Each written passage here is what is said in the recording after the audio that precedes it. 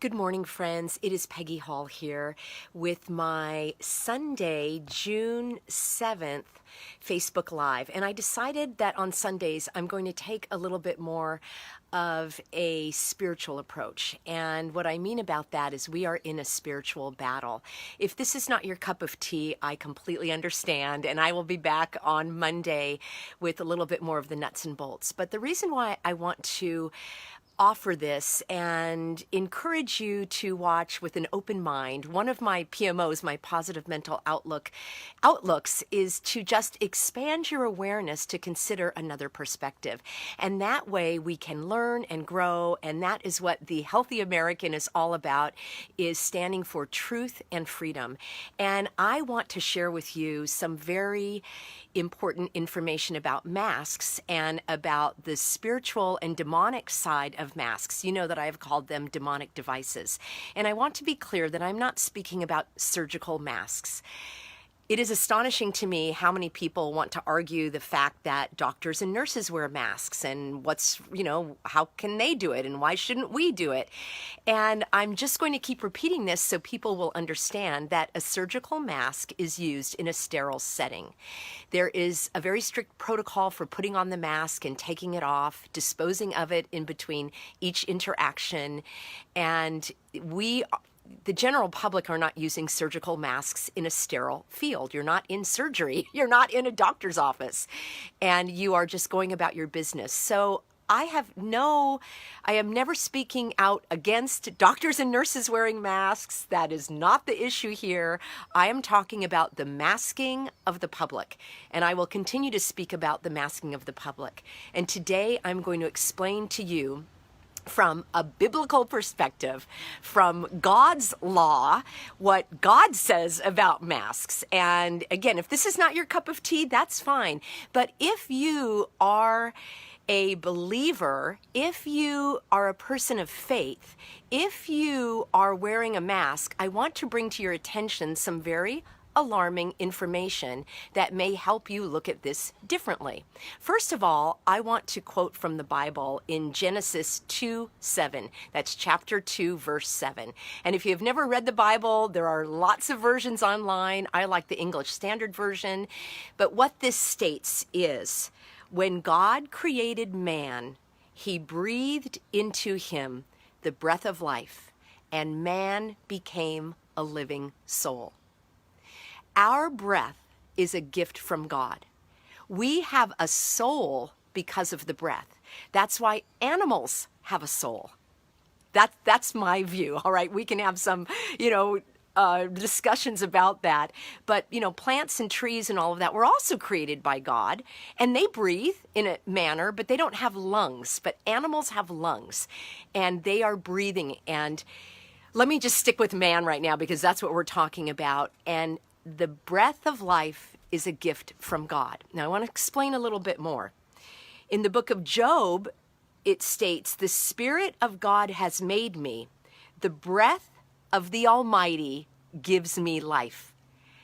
The breath of the Almighty, the creator of heaven and earth, the creator of the universe, gave me life.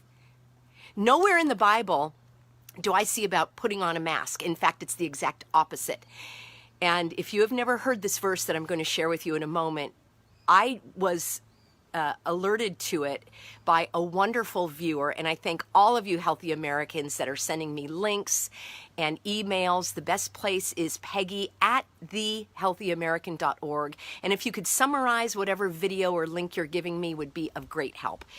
She alerted me to this Bible verse that I'm going to share with you in a moment. And when I share this with you, if you have friends of faith, and if you share this with them, I guarantee it will help open their minds to a new way of thinking.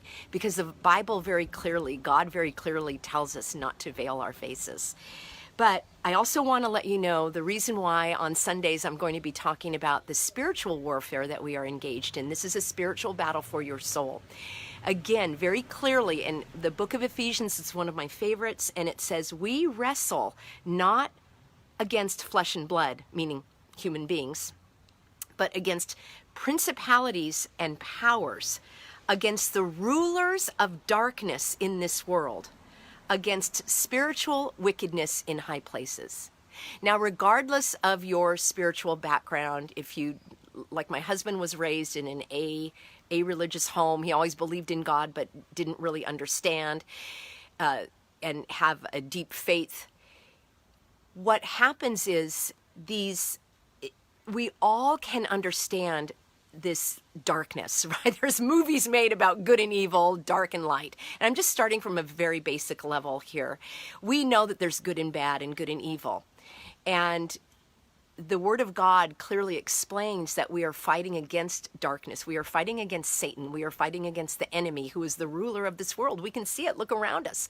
Look at the movies, the songs, the wayward souls, the people who are lost, the people who are living in fear. And all of that can be, kind of lumped into the area of darkness. But there is light, and light comes from Christ and your trust and hope and love and accepting His love. And if you'd like to have a conversation with me about that, I would love to. But what I want to bring to you today is simply this. God tells us, woe unto them who call evil good and good evil. And we can extrapolate that to say, when people start telling us that up is down and left is right and good is bad and bad is good, that should send out all sorts of alarms in your brain that something is not right. When we are told to obstruct our breath and that makes us healthy, every fiber of my being rallies against that. When we are told that healthy people should isolate and not be in society because it will make you healthier, even if you're not a health professional, you know that doesn't make sense, because you know that being with people makes you feel better. And I'm not talking about on Zoom. And I'm not talking about, this is the best I can do with you, one to many. But you know how important it is to be with people. Every scientific evidence points to hugs being healthy. We actually boost our immune system by hugging people, by touching people, by having affection, all sorts of, God created us so that all sorts of chemicals and hormones, those that haven't even been identified yet, are released in times of caring and sharing. Even if you're not touching somebody, being in their energy field, there are hormones and things released. So when I'm told to isolate as a healthy person, that is what the Bible is saying. That people are calling this, which is bad for you, they're calling it good for you. And then they're saying what's good for you, like sunlight and fresh air and being at the beach and playing volleyball and, getting together with friends and family. They're calling that bad. So this is what I mean by a spiritual battle.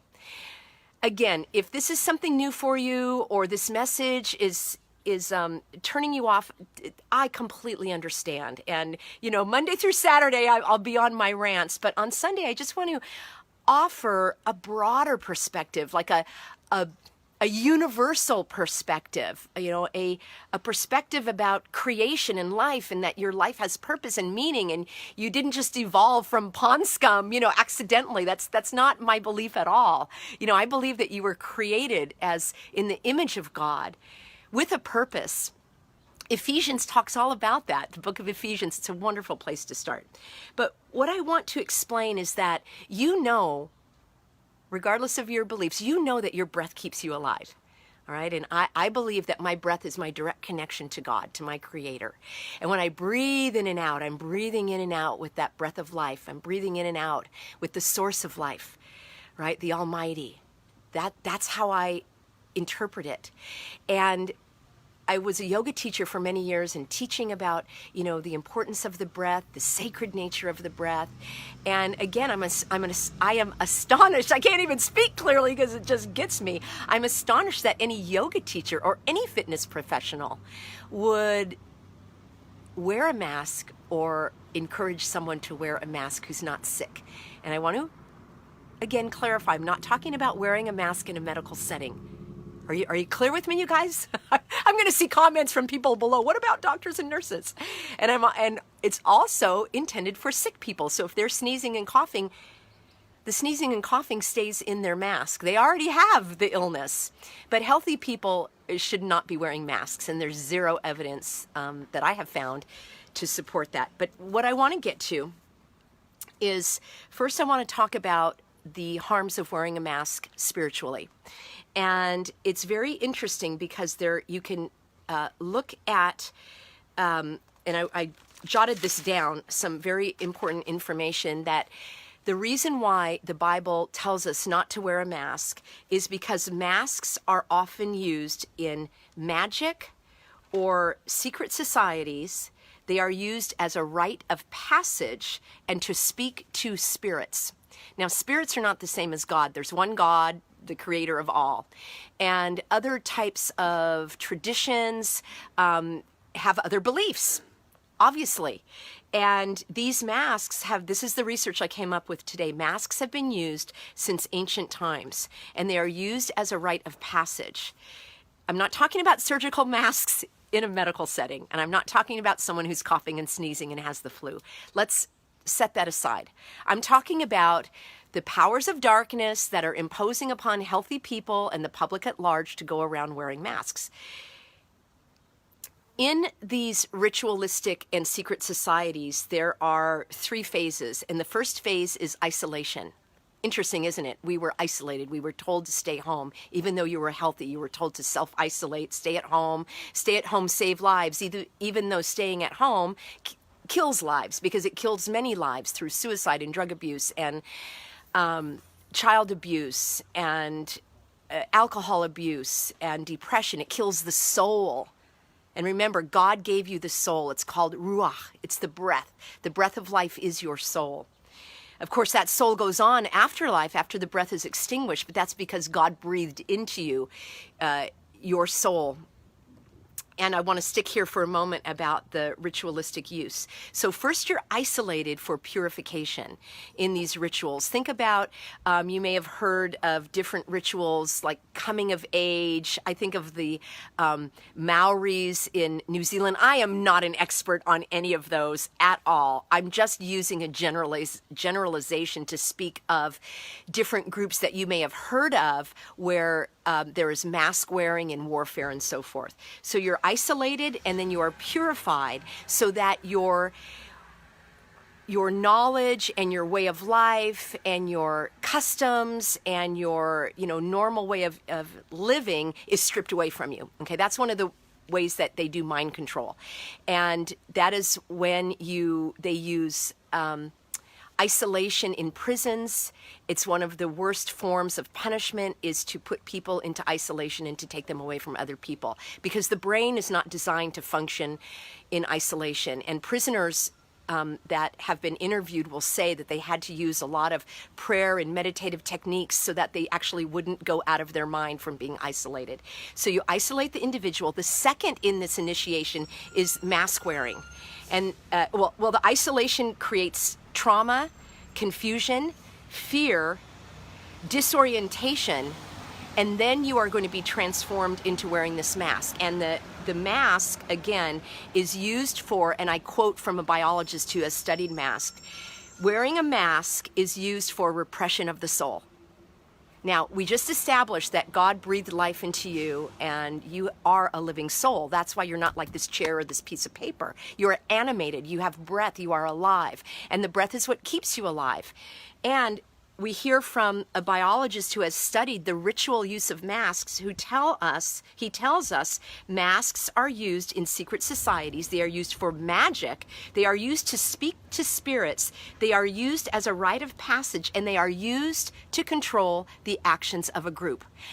So many of you have told me that you just get sick to your stomach when you go outside and you see all these masked people. I get sick to my stomach.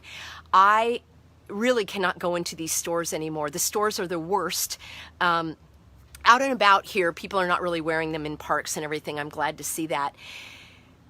And I will have a handout that you can give to people at the stores. You can give to the checkers at the stores. These employees do not want to wear masks any more than you do, but we need to educate them.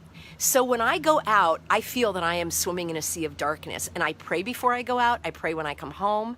I try to divert my gaze, because seeing the masked society feels as though I am plunged into darkness. I spoke earlier that we are in a spiritual battle. We fight not against flesh and blood, but against the powers of darkness. And this may sound really bizarre to you. It may sound like Star Wars or something. I understand. I just ask you to have an open mind. You can email me. My husband is a pastoral counselor. If this is new or rubs you the wrong way, I totally get it. And I'm not imposing anything on you. I am not proselytizing. It's the exact opposite. I am just sharing my understanding, and you take it for what it is. The wearer of the mask, okay, it obstructs the soul, and we know it obstructs the breath, and we know the breath is your soul. So I will not be wearing a mask just because somebody tells me to. I will do it on my own if I'm required to, if I'm going into surgery or something. I'm not. And I've been in surgery and I never had to wear a mask. I mean, that's the other weird thing. They never put a mask on me when I was in surgery. Not at all. I had a hairnet. I didn't have a mask on. I mean, think about it, you guys. If you've ever been in surgery or went into a hospital for something, they never put a mask on you. Never. Okay, that's my experience. The masks symbolize control. So the person who's wearing a mask is being controlled by the powers. Also, in ritual mask wearing, you are asking the gods, you are petitioning them, and those who exert their spiritual power for social control. These things just really ring true to me. I see the masses wearing the masks. It's the mask hysteria, and they are being controlled by these evil powers. Wearing a mask, listen to this. This is by the biologist, and I can give you links. His name is Jeremy Griffin, and he has studied this in detail. And he said masks have been used as a form of discipline and control to admonish women, children, and criminals. Are you hearing that? Women, children, and criminals traditionally have been punished by being required to wear a mask. This is not about your health, friends. Even if wearing a mask did keep you healthy, and we know it doesn't, even the CDC, there's no evidence. The OSHA regulations state that wearing a mask does not prevent illness. Even the FDA states that the most powerful N95 mask does not prevent against illness. We know that the masks do not prevent against illness. Well, Peggy, it just makes people feel better. It's just the kind thing to do. It's just the unselfish thing to do. Are you going to care more about other people or more about God? I don't follow other people. I follow God's laws. I don't care about making other people happy. I only care about living my life according to the law of God. And I'm going to read that to you in a moment. So, first of all, we know that society uses masks to punish people, to punish women, children, and criminals. Further, Jeremy Griffin goes on to say, and he's the expert in masks, he says, masks are used to frighten and discipline children. I will have a handout for you, friends, if you would like to be bold enough to graciously and kindly give a handout to parents that you see who have a mask on their child. And it will be a special one that says, does your child need to wear a mask? It's going to be not in their face, not belligerent. It's going to be very helpful. These poor individuals need to be educated. They are ignorant. Ignorant means you don't have information. You're not educated in a certain area. And they are ignorant of the wearing the mask and that it is a way of punishing and traumatizing the child. And that trauma is going to stay with them likely for their entire life. Fear, trepidation, hypervigilance, anxiety, depression, fear of other people. It is beyond psychological abuse, and I will not stand for it. I am not a psychologist, but I've put the call out, and I've had many of you email me, and I will be including your data and information as I move forward. Now, here's where I promised I was going to share with you something directly from the Bible. And whether you are a person of faith or not, maybe you're curious, maybe you're not curious, this is, just take it kind of from an intellectual level, because this is so interesting to me. And this comes from the book of Corinthians, and I want to thank the Healthy American that sent this to me and alerted me to this. And I've read the Bible chapter to cover many times, but and the interesting thing, when I was alerted to this passage, I already had it underlined. I had it underlined from years ago, and this is it. First of all, I'm just going to kind of summarize a little bit. And this is the second book of Corinthians, and it's in chapter 3 and verse 12. It starts out, well, it says that we are not like Moses, who used to hide his face with a veil. And he did that so that the Israelites could not see. I'm digressing here. It says, whoever turns to the Lord, the veil will be removed. I love this next passage, verse 17. The Lord is the Spirit, and where the Spirit of the Lord is, there is freedom. Some translations say where the Spirit of the Lord is, there is liberty. I mean, my friends, that's what we're here for, truth and freedom. This is the truth right here. Freedom is what we find in our faith, in our life, by living it out. And further, it says, so whenever he turns to the Lord, the veil will be removed. The Lord is the Spirit, and where the Spirit of the Lord is, there is liberty and freedom. All of us, listen, all of us gazing on the Lord's glory with unveiled faces. We are called to connect with our Creator with an unveiled face. Would any pastor like to have a conversation with me about that? I would love to hear if you have a different interpretation. Would any Catholic, Methodist, Lutheran, anyone, non-denominational, non-religious person, if you would like to further this discussion, I would love to hear your perspective. Because when I look at God's perspective, I don't see any wiggle room. Let me read further. Does it say, all of us gazing on the Lord's glory with unveiled faces, unless the government tells us to wear a mask? I don't see that part here. I don't see it. Maybe it's in a different translation. It says, all of us gazing on the Lord's glory with unveiled faces are being transformed from glory to glory. Got a little noise here. There's the spiritual battle. I've had so many weird things, you guys, like my phone will die in the middle of recording. My computer will delete files. It's just very interesting to me.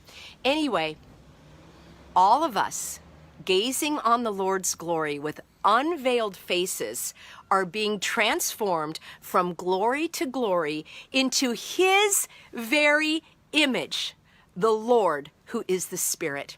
And another word for breath is spirit. That's why we have the word to inspire means to breathe in, and to expire means to breathe out. So when we inspire, we are bringing in God's Spirit. And that's why we have the word inspiration. When you're like, oh, I'm so inspired, it means that you are filled with God's Spirit that comes on the breath. It cannot be any clearer to me. And I am going to make a little bit more professional video that I'll put on YouTube that you can share with your pastors. I'm going to have a Q&A for the pastors about the mask wearing and what God says about wearing masks. Well, Peggy, what if people are sick? You know what? If a sick person wants to wear a mask, that's their choice. I am talking about churches following these guidelines that are not laws. This is law. This is the law right here. And any law that's made by man that goes against this, you are not required to follow. You're not. And if any pastor tells you so, I would also be aware that there are a lot of false teachers that the Bible tells us to be aware of. Also, it's called wolves in sheep's clothing. And I probably next week I'll talk about the false teachers.